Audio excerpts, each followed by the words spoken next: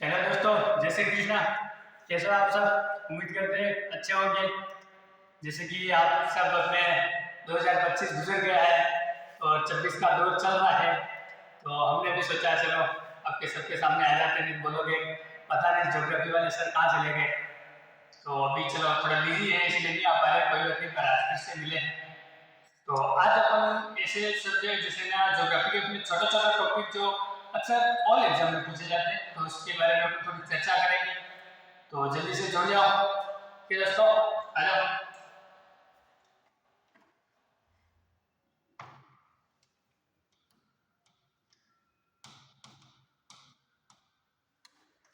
आज अपन उस टॉपिक के बारे में चर्चा करेंगे जो नॉर्मल नॉर्मल टॉपिक है, जो है ना अक्सर पूछे। तो स्टार्टिंग करते हैं अपन है ना कि वन्य जीव संरक्षण। ठीक है, तो एक छोटा सा अब मैं आपसे पूछता हूँ, वन्य जीव संरक्षण क्या है? अब हम सब जानते हैं, इसमें मैं क्या पूछूंगा? वन्य जीव जीव वन्य वन जीव जीव वहाँ के, तो संरक्षण संरक्षण कैसा करना है जो अपन सोच रहे हैं। तो अपन इस पे थोड़ी विशेष चर्चा करेंगे। कैसे करेंगे कि अब थोड़ी अपन बुक के माध्यम से करेंगे। जैसे तो अपन अपनी मातृभाषा में लेते हैं, ठीक है सर ये है वो वगैरह। अभी मैं आपको बोलूंगा, बहुत सारे कमेंट दे दोगे अलग अलग की कोई कह देगा सर ऐसे है, कोई भी नया सर क्या है वन्य जीव के बारे में, वो ये जीव ही हमारे, उनको ध्यान रखना है। जैसे बहुत सारे अभी नए नए ट्रिक चल रहा है कि शुभंकर घोषित कर दिए हैं। अब जैसे बहुत सारे अपने अपन को लगता था कि अपने घोड़ावल वगैरह लुप्त हो रहे थे, तो उनको वापस अपने राज्य घोषित कर दिए। इस तरह से ऊँट को अपन को लगता था थोड़ा कम है, तो 2014 में ऊँट को भी कर लिया। इस तरह से जैसे धीरे धीरे हर डिस्ट्रिक्ट वाइज अलग अलग शुभंकर घोषित कर दिए। तो वही है, ठीक है। अब अपन थोड़े किताब के माध्यम से सोचते हैं कि भाई जैसे आरपीएससी वगैरह कैसा पूछती है और कैसे बात करती है, तो उसके अकॉर्डिंग बात करते हैं। तो चलो ले चलते हैं अपन फर्स्ट कहते हैं कि क्या है अपने कि वन प्रकृति के द्वारा प्रस्तुत मूल्य उपहार है। तो कैसे है अपने मूल्य उपहार है? तो मूल्य उपहार एक प्रकार यही उपहार है कि हाँ, हमें जैसे प्रकृति के माध्यम से बहुत सारी चीजें मिलती है। पेड़ पौधों से हमें शुद्ध हवा मिलती है, लकड़ी मिलती है, ईंधन मिलता है और बहुत सारी चीजें अपन प्रकृति से प्राप्त करते हैं। ठीक है, अब आती है अपन आगे की बात। तो फिर कहते हैं कि पेड़ पौधे हमारे जीवन में है महत्व। महत्व कैसे? पेड़ पौधे का हमारे जीवन में बहुत महत्व है। महत्व इसलिए है कि हम पेड़ पौधों से जैसे गोंद है, खनिज है, लकड़ी है, बहुत सारी चीज प्राप्त करते हैं। ठीक है, तो इस तरह से अपन अलग अलग चीज प्राप्त करते हैं। लेकिन आरपीएससी का ये ट्रेड है और आपको ज्ञान हो कि वन्य जीव संरक्षण और वन्य जीव के बारे में पूछते हैं, मतलब हम क्या संबंधित एक दो क्वेश्चन आ ही जाते हैं, तो इसके बारे में चर्चा करते हैं। ठीक है, अब अपन आगे की बात कि राजस्थान में वनों के इमारती लकड़ी, ईंधन और तेंदुपत्ते, बांस आदि प्राप्त होते हैं। हाँ, प्राप्त होते हैं सर। उसके बाद अपन सबसे बड़ी बात है कि ठीक है भाई, प्राप्त होते हो, ठीक है, वन्य जीव भी हो गए, पेड़ पौधे भी हो गए, लेकिन अपन आगे की बात करेंगे। तो अपने राजस्थान का राज्य जो है, क्षेत्रफल अपने भारत का कितना प्रतिशत रखता है, कितना प्रतिशत भाग ऐसा है जो वन प्राप्त करता है? तो अपने राजस्थान में कुल क्षेत्रफल 10% भाग, 10वां भाग है। कौन सा भाग है? 10। ठीक है, फिर आता है अपने राजस्थान की बात। तो राजस्थान सर्वाधिक वन का क्षेत्र कौन सा है? बताओ जरा, कमेंट के माध्यम से बताओ। तो सर्वाधिक है अपने कहाँ है? बताओ जल्दी। और आप बता सकते हो यार, आप जैसे ये नॉर्मल है, ये कोई सब्जेक्ट नहीं है, लेकिन इसके बारे में पूछते ही पूछते हैं। तो कौन सा है? उदयपुर। कौन सा? उदयपुर।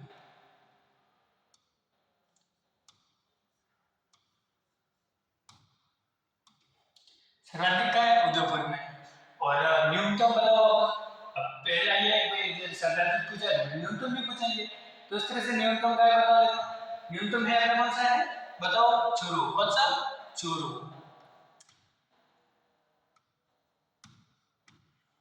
ठीक है, इस तरह से पूछ कर देखा। हाँ, सर्वाधिक है, न्यूनतम है, ठीक है, ये हो गई। इसके बाद बताओ देखो, वन से संबंधित क्या पूछते हैं और बताओ। इसके बाद अपन को वन के बारे में सबसे पूछते हैं। अब वन है तो उसको वर्गीकरण में बांटेंगे अपन या फिर अलग अलग भागों में बांटेंगे, तो किस तरह से?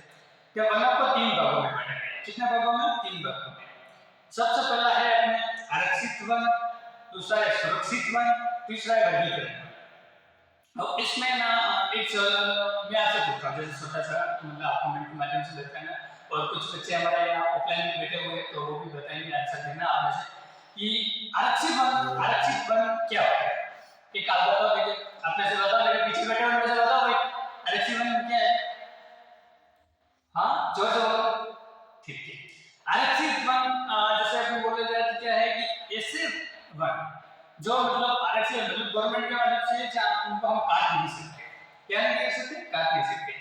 काटने के लिए हमको प्रतिबंध है, जैसे बताया तो किस तरह की भाई आपको ध्यान में तुमने वन विभाग वगैरह है तो वहाँ पे कुछ जैसे हरे पेड़ अपन नहीं काट सकते, उसके लिए अपन को अनुमति लेनी पड़ती है, तो क्या आरक्षित वन है।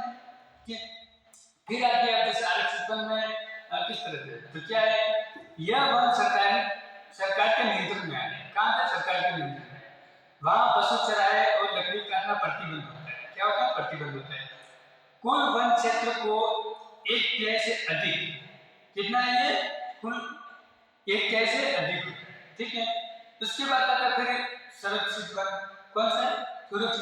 सुरक्षित वन। वो ये साधारण सी बात है कि जहाँ या एक लाइन पे लिख रहा है आरक्षित, दूसरा सुरक्षित है, तो आज ऐसा हटा दो नॉर्मली वर्ड सर, इसमें प्रतिबंध है या प्रतिबंध नहीं है। हाँ, लेकिन ये भी नहीं प्रतिबंध है तो आप जाके भी जंगल काट दो, पूरा नहीं काट सकते, वहाँ कुछ मान मर्यादा है, कुछ सिस्टम है, इसके ऊपर आपको फॉलो करना है। तो सिस्टम है क्या है कि ये वन सरकारी नियंत्रण में आते हैं, इन्हें क्षेत्र में लकड़ी व पशु चराने की अनुमति दी जाती है।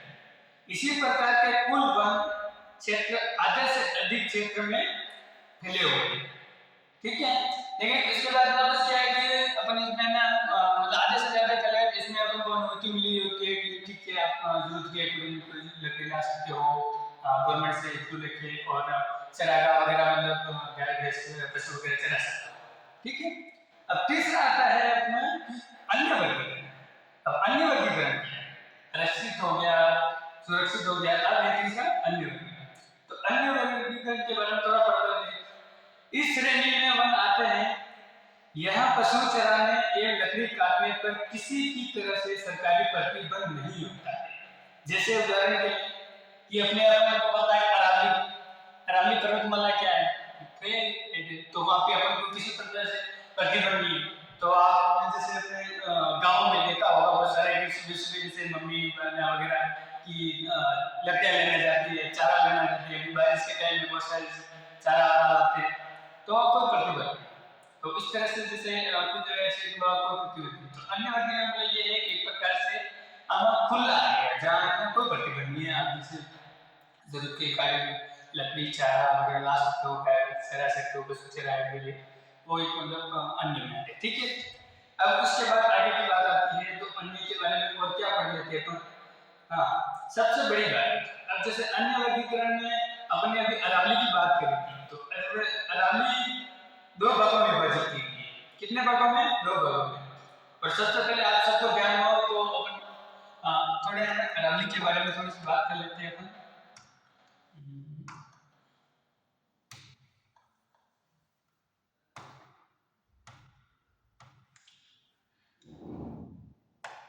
कि जैसे आपको पता है तो अपने राजस्थान में अरावली किस तरह से आती है कि मतलब ये अपना आ गया राजस्थान। ठीक है, तो ये यार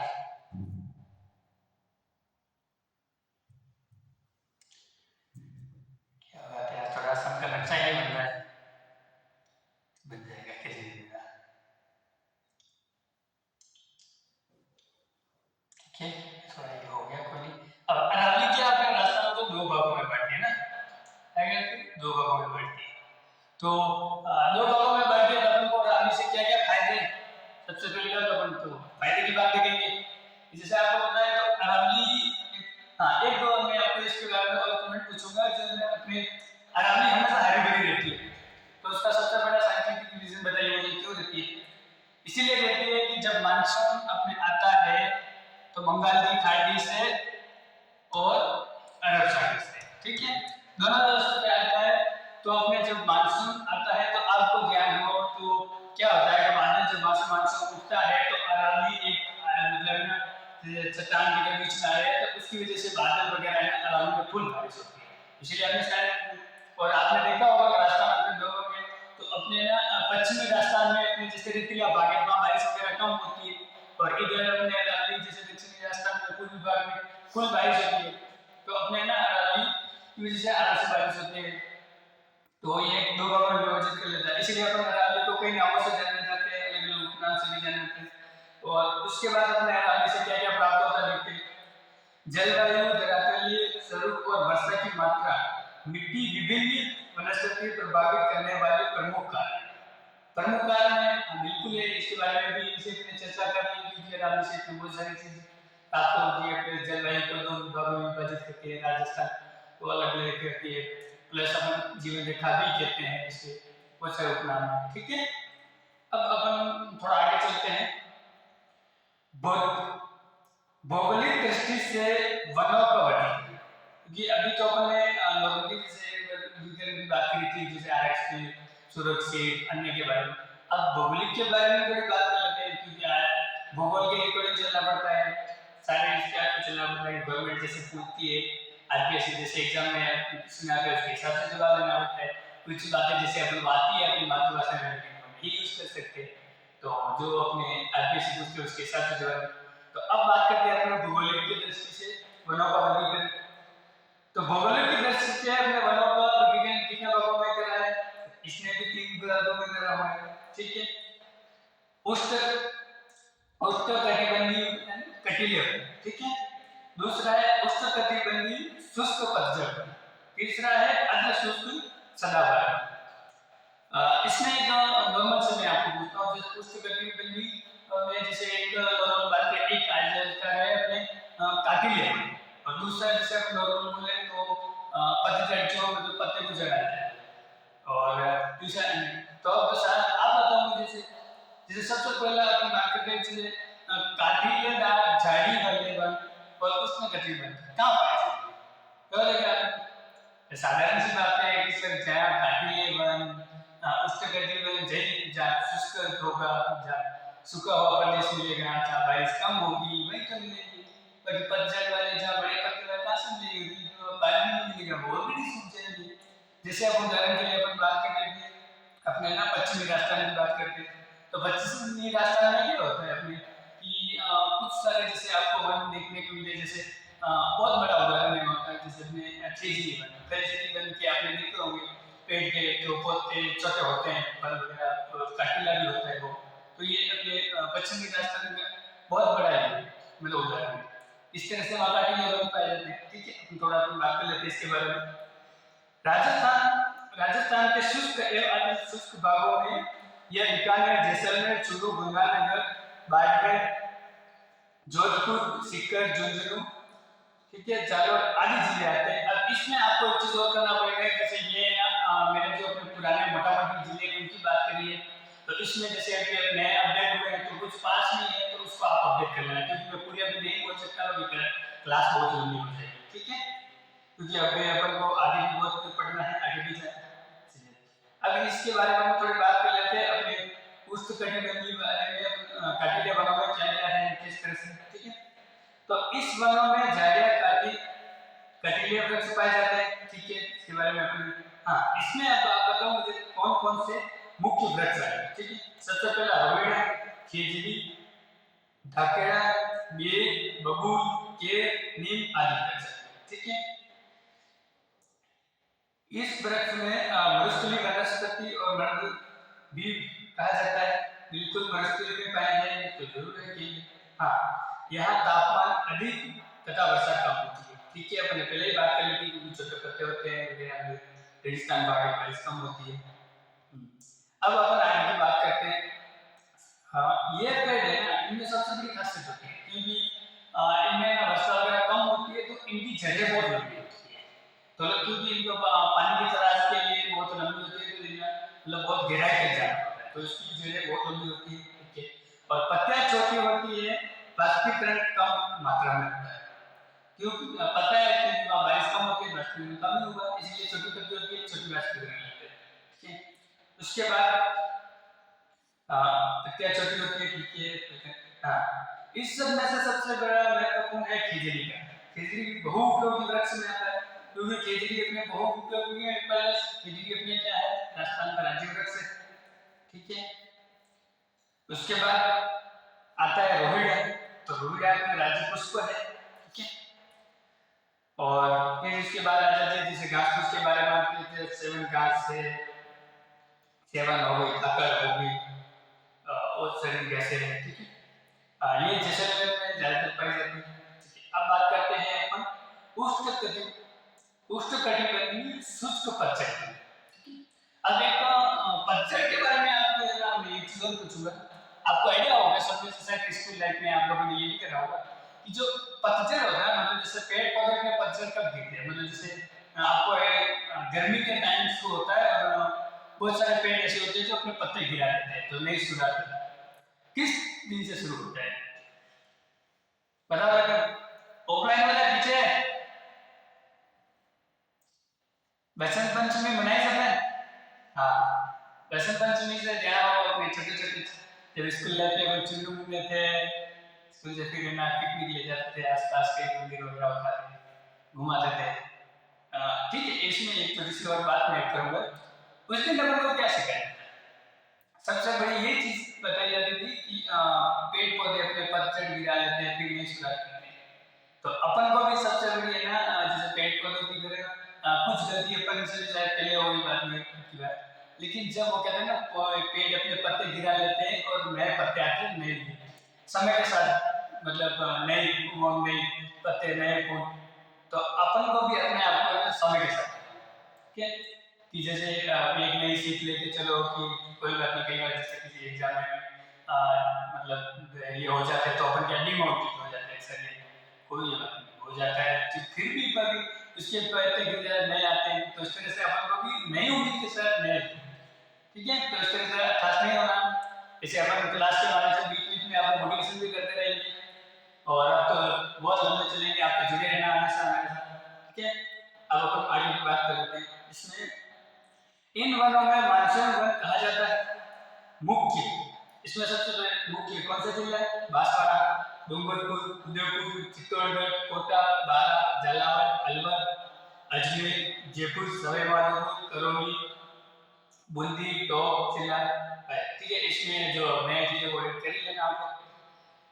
अब बांसवाड़ा सबसे प्रमुख क्यों माना जाता है, क्योंकि अपने जब भी राजस्थान में मानसून प्रवेश होता है बंगाल की खाड़ी से, तो बांसवाड़ा से ही होता है, कौन पे बांसवाड़ा है, दृश्य है, और आपको ध्यान हो तो अपने पास है। उसके बाद अपने राजस्थान में प्रवेश तो झालावाड़ से होता है, लेकिन बांसवाड़ा नजदीक पड़ता है, तो इसीलिए बांसवाड़ा में ज्यादा बारिश हो जाती है, और इसीलिए अपन को बांसवाड़ा में, और बांसवाड़ा में आपको ध्यान हो। उसके बाद बात करते हैं तो इन वनों में ज्यादातर सागवान पाया जाता है, क्योंकि सागवान के बड़े पत्ते होते हैं और ये मानसून की वजह से भी मतलब बारिश वगैरह होती है, ठीक है। अब पेड़ के बारे में बात कर लेते हैं अपन, सागवान, बरगद, तेंदू, सालर, महुआ, गुगुर, धोप आदि वन पाए जाते हैं, ठीक है। इसमें ना जैसे एक सबसे बड़ा नीम, आम, सिंबल आदि आते हैं। अब एक चीज मैं और पूछूंगा आपको है ना, महुआ के बारे में, तो महुआ आदिवासी का कौन सा वृक्ष है, आप कमेंट में बताना, ठीक है। महुआ का किस किस नाम से जाना जाता है, इस पे आप कमेंट बॉक्स में आंसर देना इसका। अब अपन आगे चलते हैं, इन वनों की लकड़ियां मजबूत होती है और वनों का पेड़ ग्रीष्म काल में अपनी पत्तियां गिरा देते हैं, ये बात हमने स्टार्टिंग में कर ली थी, पर जब पत्तियां गिरा देते थे, ठीक है। अब बात करते हैं अपन अर्ध शुष्क और सदाबहार वन। अर्ध शुष्क का सदाबहार वन का सबसे बड़ा उदाहरण तो सब जानते ही होंगे या चाहते भी होंगे, माना हुआ है अपने कौन सा है, माउंट आबू, कौन सा माउंट आबू, और माउंट आबू में सदाबहार वन पाए जाते हैं, क्योंकि वहाँ बारिश कभी बारिश रहती है, कभी भी सर्दी वगैरह, सदाबहार यानी कि सदाबहार मौसम रहता है, वहाँ कभी मौसम का कोई ये नहीं जैसे ना तो ग्रीष्म है ना शुष्क है, हमेशा बनते रहते हैं, सदाबहार वन पाए जाएंगे, ठीक है। इसके बारे में थोड़ा विभिन्न के बारे में पढ़ लेते हैं। इस वन में सदाबहार वन कहा जाता है, आबू पर्वत में पाए जाते हैं, बता ही दिया मैंने। इन वनों का मुख्यतः आम, बांस, सागवान आदि पाए जाते हैं, ठीक है, जो पहाड़ियों की ऊंचाई भागों में पाए जाते हैं। अब ये एक लाइन मुझे बताओ, जैसे पहाड़ियों की ऊंचाई भागों में पाए, अब ऊंचाई भागों में कैसे होते हैं, तो आप लोगों को आइडिया हो तो अपने जब गांव में भी बात करते हैं और अपन भी देखते हैं कि एक समतल भूमि होगी जहाँ मतलब कम होगी, बताओ लेकिन पहाड़ी होगी चाहिए ज्यादा होगी। ऐसा क्यों? ऐसा क्यों इसलिए होता है कि जैसे मतलब इधर ये हो गया अपने, ये पहाड़ है और ये इधर से बोली ये बादल होंगे, तो ये बादल यहाँ अगर इस तरह से आएगा तो इधर से जाएगा, या तो इसको मिल जाएगा, लेकिन जिससे इस पहाड़ को टकराएगा तो यहाँ क्या होगी कि बारिश होगी। यहाँ इसके यहाँ तो होगा, लेकिन यहाँ से होगा तो फिर बारिश इधर से मतलब पानी इस तरह से, फिर यहाँ टकराएगा तो बारिश यहाँ ज्यादा होगी, यहाँ तो यहाँ ज्यादा होगी, यहाँ ज्यादा होगी, इसीलिए उसने क्या बोला पहाड़ी एरिया। तो यहाँ पे तो फिर ठीक है, हाँ पहाड़ी की ऊंचाई पे ही होगा कि ऊंचाइयों पे बारिश ज्यादा होगी। अपने भी गाँव में कई बार कहते हैं जैसे नीचे वाले एरिया में हरियाणा में तो ठीक है बारिश की होगी, ऊपर की और बारिश ज्यादा हो इसीलिए नाला वगैरह बहुत ज्यादा है, इसे अपन कहते हैं। बाकी अपने गांव में मतलब नॉर्मली समतल एरिया में कम होता है, लेकिन पहाड़ी घर में ज्यादा होता है, तो इस तरीके होता है। ठीक है, अब अपन आगे की बात करते हैं। ठीक है, ये हो गया। अब आता है वन्य जीव अभयारण्य। ठीक है, वन्य जीव अभयारण्य का अर्थ बताओ सबसे पहले। स्टार्टिंग में बात करी थी अपन ने, आपको याद है, इसका क्या अर्थ है? अभयारण्य का अर्थ होते हैं पीछे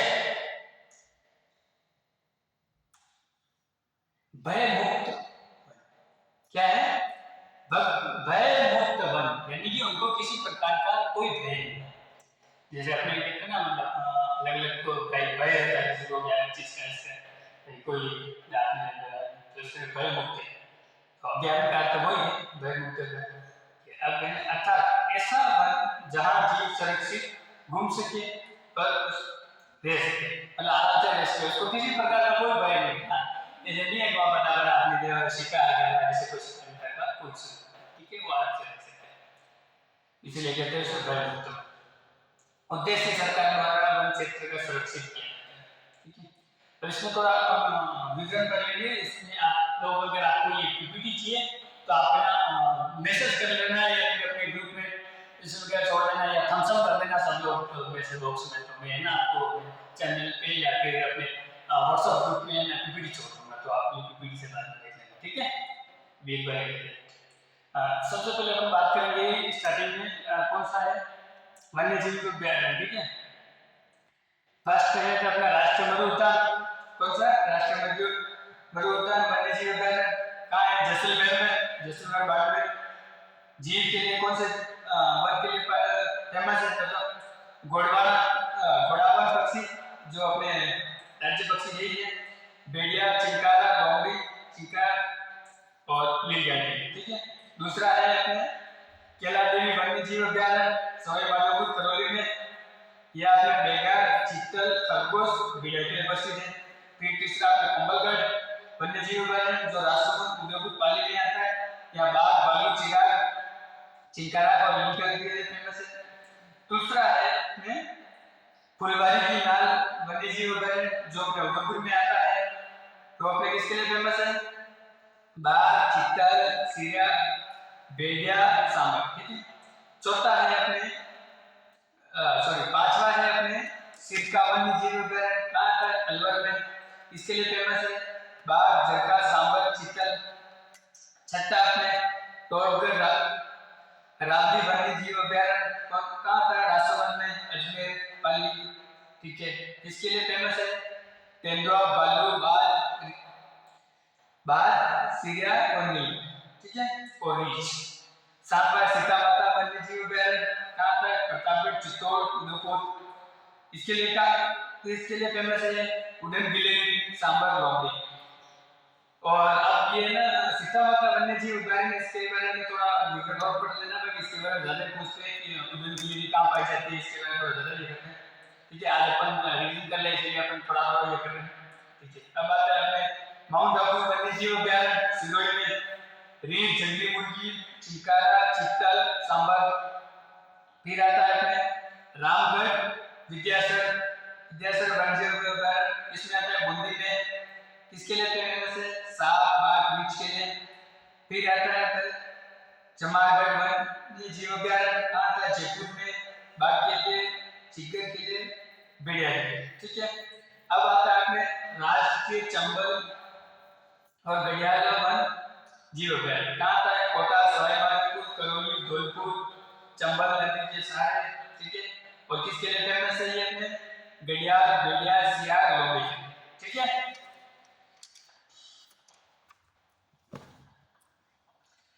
अब अपन इसके बारे में थोड़ा और आगे चलते हैं। तो क्या है सबसे पहला?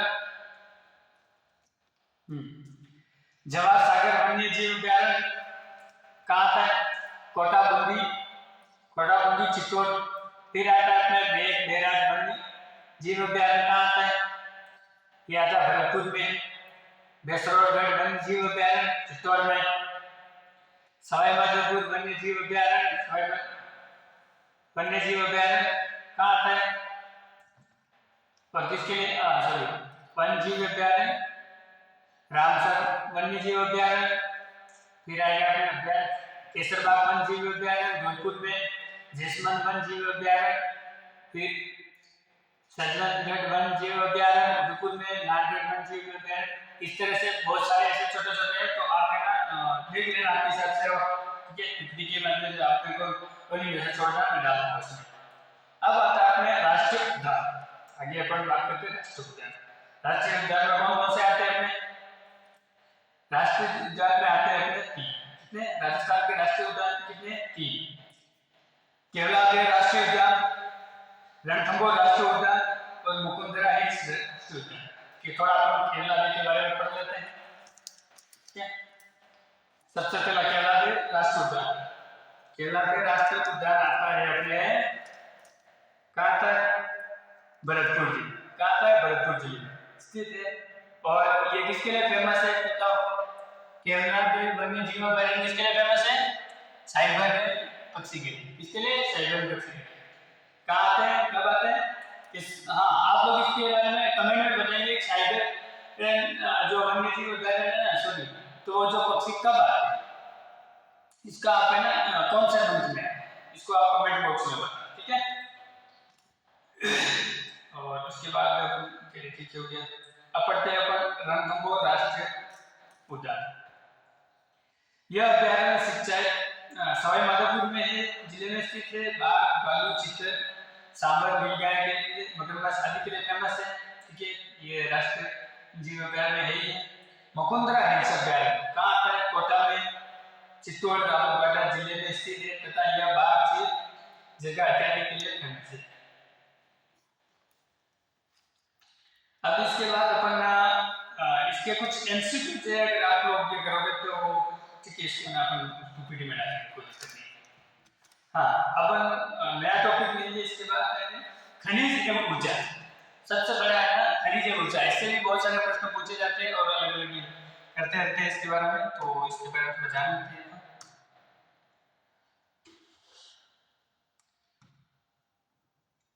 खनिज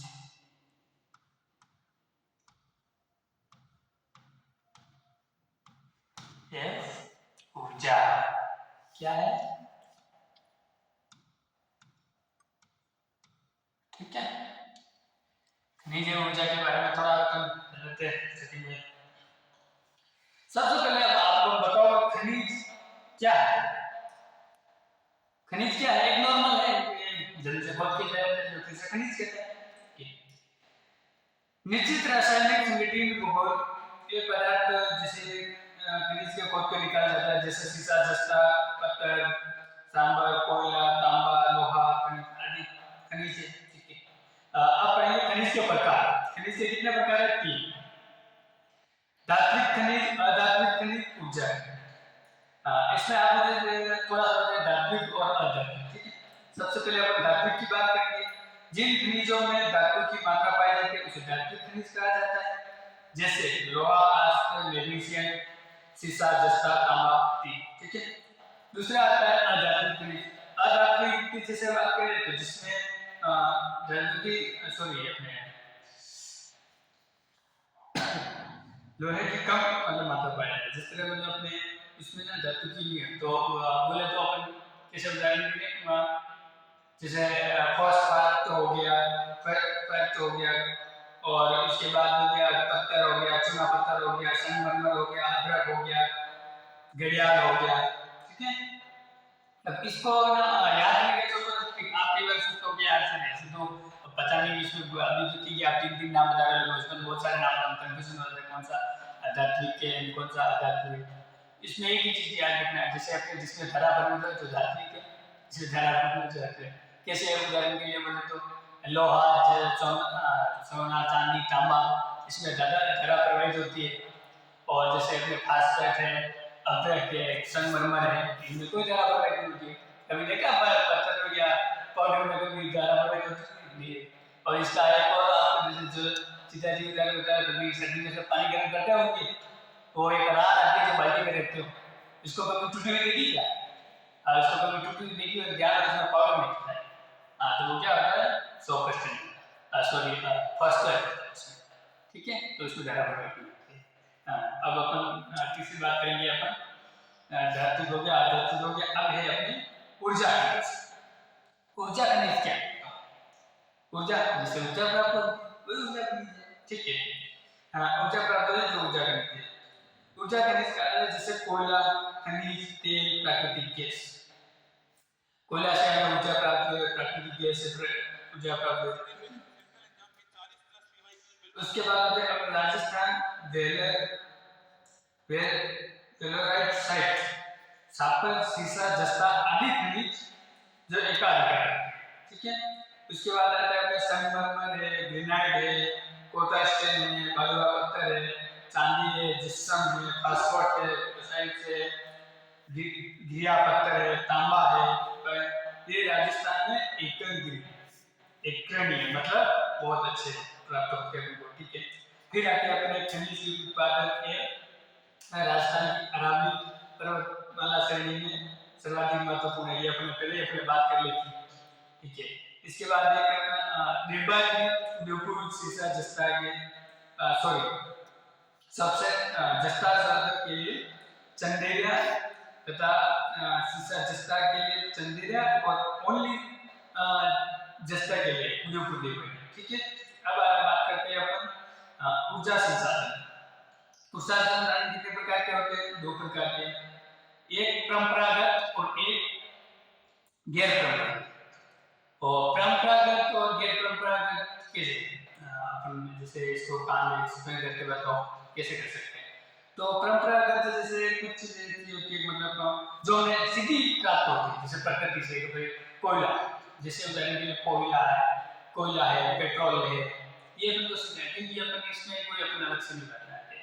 लेकिन कुछ ऐसे होते हैं जो से अपन अलग से बनाते हैं, जैसे हो गया कि परमाणु ऊर्जा, सौर ऊर्जा, पवन ऊर्जा, बायोगैस, ये ठीक है। अब इसमें सबसे पहले वही जैसे समझ तो गए बस को कि परंपरागत गैस ऊर्जा, ठीक है, संसाधन उसमें आता है कोयला, खनिज, प्राकृतिक गैस इत्यादि जो अपने प्रकृति से प्राप्त होती है, जो हमें सीधा उपयोग में लिया जा सकता है, ठीक है। ये परंपरागत और गैर परंपरागत जो ऊर्जा गैस परंपरागत जैसे संसाधन परमाणु ऊर्जा, सौर ऊर्जा, ये वो कि जो अपन इनडायरेक्ट मतलब उसको यूज करते हैं, मतलब अपन लोग ये कुछ ज्यादा अपन को दिया करते हैं।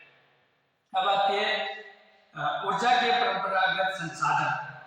सबसे पहला कोयला। कोयला अपने कितने प्रकार के? 4 प्रकार के होते हैं, ठीक है। और एथ्रासाइट, बिस्किट, लेनेसाइट, एडिट, ठीक है। एथ्रासाइट कोयला मध्य किस्म का होता है, इसमें उत्तम किस्म वाला इसमें ये बेस्ट होता है, जो चलने में भी ज्यादा लॉन्ग टाइम लगता है, ज्यादा नहीं होती है, ठीक है। और उसके बाद आता है राजस्थान में अपने कौन सा कोयला पाया जाता है? कौन सा? लेनेसाइट, ठीक है, कोयला पाया जाता है। उसके बाद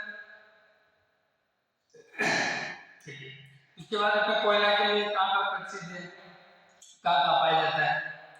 तो बाड़मेर, जैसलमेर, नैनीताल, नागौर ये क्षेत्रों में पाया जाता है, ठीक है। राजस्थान में सुपर पावर स्टेशन सूरत श्री गंगानगर में, ठीक है। इसमें क्या है? सुपर पावर का स्टेशन बना हुआ है जो गंगानगर में। कोटा, कालीसिंह, झालावाड़, छबड़ा, बारा कोयले के आधारित विद्युत संयंत्र, क्या है? विद्युत संयंत्र। बाड़मेर में गिरल में ग्रेनाइट का विद्युत संयंत्र, ठीक है। अब आता है अपने खनिज तेल या प्राकृतिक गैस। अब खनिज तेल और प्राकृतिक गैस के बारे में बताते हैं। तो जैसलमेर, बाड़मेर, सांचौर बेसिक बीकानेर नागौर में से खनिज तेल पाए जाते हैं। ठीक है, गोडारू, कमलानेतर, तन्नौर या मंडारी, टीला या रामगढ़, राजेश्वरी, ये टाइगर वाली आदि प्राकृतिक गैस भंडार पाए जाते हैं। ठीक है, उसके बाद अपने संदेश वाला ये वाला जैसलमेर में भी पाए जाते हैं। अगर ये सोच लो एक प्रकार के जो अपने मतलब रेगिस्तानी भाग की मतलब शुष्क भाग है वहाँ अधिकतर अपने प्राकृतिक गैस वगैरह पेट्रोल वगैरह पाई जाती है उससे। अब बात करते हैं अपने जल और विद्युत की बात। ठीक है, जल और विद्युत के बारे में बात करेंगे तो अपने दो तीन ये तो आप इसके बारे में चर्चा करेंगे। हम सबसे पहले बात करेंगे राजस्थान चंबल घाटी परियोजना अंतर्गत गांधी सागर बांध प्रताप सागर से जल विद्युत उत्पन्न किया जा सकता है। ठीक है, और इसके बाद आप सबको ध्यान होना अभी कुछ दिन पहले अपने मोदी सरकार की बात हुई थी जो अपने बांसवाड़ा में भी एक अपने मतलब ये विद्युत परिवार का बनाएगा और बांसवाड़ा पे बनाया था, आपको ध्यान हो तो किस पे मैं, और उसके बारे में ना आप लोग कमेंट बॉक्स में बताएं कितना मेगावाट वहां से और कितना मतलब जैसे आपके मतलब आपको प्राप्त विद्युत मेगावाट प्राप्त होती है। ठीक है, बांसवाड़ा के बारे में। अब बात करते हैं अपन परमाणु ऊर्जा स्रोत। रावतबाड़ा परमाणु ऊर्जा स्रोत देश का दूसरा परमाणु विद्युत संयंत्र है जो चित्तौड़ जिले में रावतबाड़ा में स्थित है। ठीक है, और पवन ऊर्जा वर्तमान में जैसलमेर, प्रतापगढ़, जोधपुर, बाड़मेर जिलों में पवन ऊर्जा आधारित विद्युत घर स्थापित किया गया है। अब आता है बायोगैस। बायोगैस कहाँ का है? बायोगैस उदयपुर, जयपुर सहित अनेक जिलों में छोटे छोटे बायोगैस संयंत्र हैं। अब बायोगैस जो है ना स्टार्टिंग में उदयपुर में किया है तो उदयपुर में किस जगह है उसको कमेंट बॉक्स में बताना। ठीक है, कुछ साथी अपने उदयपुर के भी जुड़े हुए हैं तो वो जरूर बताएंगे। फिर आता है अपना सौर ऊर्जा। सौर ऊर्जा बागला जोधपुर देश के सबसे बड़े सोलर प्लांट स्थापित है। फिर आता है अपना एस प्राकृतिक रूप से पाए जाने वाले पदार्थ और धातु किया है। ठीक है, शुरुआत ठीक है। आज की क्लास अपना यहीं तक। इसके बारे में 3 टॉपिक ऐसे हैं जो छोटे छोटे पूछे जाएंगे, तो इस टॉपिक के बारे में हम कल बात करेंगे। आज की टॉपिक यहीं तक, और आपको कैसी लगी क्लास में आप बताना, और कुछ और भी आपको कमी लगे तो कमेंट बॉक्स में जरूर छोड़ना कि इसमें हम सुधार करेंगे और कोशिश करेंगे आपको छोटे छोटे टॉपिक लाके अच्छी मतलब जानकारी दें ताकि आप एग्जाम में कंफ्यूजन ना रहे। और भी कोई दिक्कत हो तो आप संपर्क कर सकते हैं। और उसके बाद भी अब जैसे अपने चैनल अपना है, अपना घर का परिवार है, तो आप हमारे समय तक जुड़े रहे, अपने परिवार में आपका स्वागत है। उसके बाद अभी आप सबको हमने जैसे थोड़े दिन पहले बताया भी था और हमें और बता देते हैं कि अभी हम जैसे ना BSTC, CET और NTT के लेके अभी ना नया चला रहे हैं, तो उसमें यदि अगर कोई साथी चाहे तो वो अपने नए जुड़ सकता है जो भी नए 12th पास हो रहे हैं। और उसके बाद अभी आपने जैसे गवर्नमेंट का नया नोटिफिकेशन भी दिया है कि भाई CET 2 हो सकती है। ठीक है, कोई सुनी अगर हो जाए तो अपन तो अपनी तैयारी करने में कोई कमी नहीं रखना। 60% कर दे 2 तो शायद हो गए, लेकिन 60% का अगर है तो आप जो है। और अभी हम जैसे 2 क्लासें लग रही है, धीरे धीरे हम प्रयास करते रहेंगे अच्छे से अच्छे देखते रहे और आपके लिए जितना हो सके जितना अच्छा करेंगे। ठीक है साथियों, आज के लिए इतना ही, और कुछ हो तो आप कमेंट बॉक्स में जरूर ये करें, हम आपका आंसर देंगे। और कुछ भी आपको ये लगे तो आप कमेंट बॉक्स में। धन्यवाद आपका उज्जवल भविष्य के लिए, आगामी के लिए, और बेस्ट ऑफ लक। अपने मम्मी पापा का नाम रोशन करें, आगे बढ़े।